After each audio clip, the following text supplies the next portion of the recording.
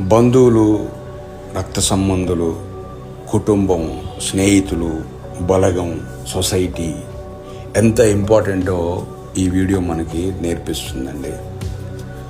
First time ఎగురుతూ ఉంది పక్షి, తన తల్లి దాన్ని ఫాలో అవుతూ ఉంది.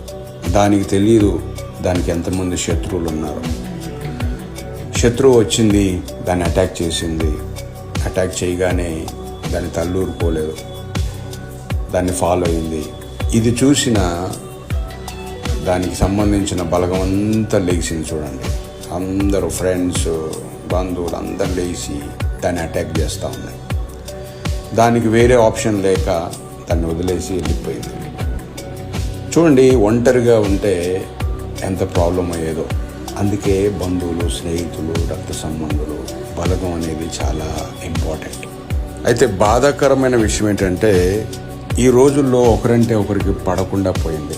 నేను గొప్ప అంటే నేను గొప్ప అనుకొని విడిపోయే స్థితికి వచ్చేసింది. ఎవరి మాట వినే స్థితిలో లేరు. ఎవరి స్వార్థం వాళ్ళది అయిపోయింది. ఎవరి బెనిఫిట్స్ వాళ్ళు చూసుకుంటూ ఉన్నారు. అయితే ఇలాంటి మంచి సొసైటీ క్రియేట్ అవ్వాలని కోరుకుందాం.